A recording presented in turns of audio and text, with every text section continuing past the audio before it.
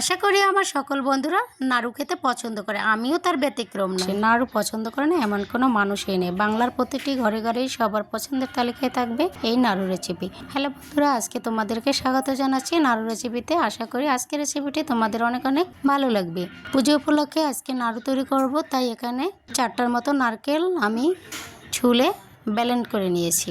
Blend করা নারকেলের নাড়ুটা একটু স্পেশালি হয়, আমি এভাবেই তৈরি করি। এর সাথে অ্যাড করে দেব গুড়টা যে যত পরিমাণ মিষ্টি পছন্দ করে ততটুকু পরিমাণে দিতে হবে। আমি এখানে বেশ পরিমাণ আজকে মিষ্টি দিয়ে দেব, কারণ পূজা স্পেশাল, তাই সবাইকে দিতে হবে। আর মিষ্টি জিনিস একটু মিষ্টি হলেই সবার কাছে ভালো লাগে, তবে তোমরা তোমাদের পছন্দ অনুযায়ী মিষ্টিটা দিতে পারো। 4টা নারকেলে আমি এখানে 1.5 কেজি পরিমাণে গুড় দিয়ে দিয়েছি। গুড়টা এভাবে মিহি করে দিলে নারকেলটা তার সাথে অ্যাডজাস্ট করে ভালো আমরা যে গুড়টা তৈরি করব সেটা সফট হবে এবং মিশে যাবে তাড়াতাড়ি। গুড় আর নারকেল আমি এভাবে করে নিয়েছি, দেখো এটা যতটাই নাড়বো ততটাই সফট হয়ে আসবে। নারকেল আর গুড়টাকে ভালো করে আমাদের রান্না করে নিতে হবে। গুড় আর নারকেল যখন মিলে যাবে তখন এ থেকে কিছুটা পরিমাণ জল বেরিয়ে আসবে, ওটাকে ভালো করে শুকিয়ে নিলেই আমাদের গুড়টা আস্তে আস্তে করে আঠালো হয়ে আসবে। আমি এ পর্যায়ে রান্না করে নিয়েছি। গুড় আর নারকেলটা এখনও ভালো অ্যাডজাস্ট করে নিই, তাই এটাকে ভালো করে আমাদের আরও রান্না করে নিতে হবে। এখন অ্যাড করে দেব 200 গ্রামের মতো দুধ যত পরিমাণ দেওয়া যায় নাড়ুর স্বাদটা কিন্তু ততই বেড়ে যায়। এই দুধটাকে দিয়ে ভালো করে এর সাথে অ্যাডজাস্ট করে দেব।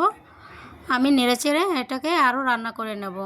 এই জলটা যতটুকু পরিমাণ বেরিয়েছে সবটাকে আমার শুকিয়ে নিতে হবে, আর আলাদা করে রান্না করতে হবে না। এই জলটা শুকিয়ে আসলে নাড়ুর পারফেক্ট গুড় তৈরি হয়ে যাবে। এখন আমি এটাকে আরও কিছুটা সময় রান্না করে নেব। গুড় আর নারকেল একসাথে মিশে গেলেই জলটাও শুকিয়ে আসবে আর পারফেক্ট গুড় রেসিপি তৈরি হয়ে যাবে। কিছুটা পরিমাণ চালের বাজার গুঁড়ো আমি অ্যাড করে দিলাম, আর অ্যাড করে দেব এলাচের গুঁড়ো। এলাচের গুঁড়োটা দিলেও নাড়ুর সেন্টটা খুব ভালো আসে। আমি এ পর্যায়ে দেখো এভাবে রান্না করে নিয়েছি, হাতে নিয়ে মুঠি করলেই এটা জুড়ে যায়। এ পর্যায়ে নামিয়ে নিয়ে আমি হাতে কিছুটা পরিমাণ ঘি মাখিয়ে নাড়ুগুলো এক এক করে তৈরি করে নেব। আর আজকের পারফেক্ট নাড়ু রেসিপিটি অনেক সুন্দরভাবে সহজেই তৈরি করে নিয়েছি।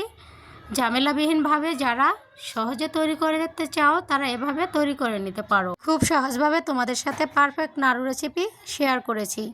আশা করি তোমাদের অনেক অনেক ভালো লেগেছে। আর যদি ভালো লেগে থাকে সেবিকা লাভ কুক চ্যানেলের সাথে যুক্ত হয়ে যেও, আর ভিডিওতে একটি লাইক করতে ভুলো না। আবার দেখা হবে তোমাদের সাথে অন্য কোনো রেসিপিতে। ভালো থেকো সবাই।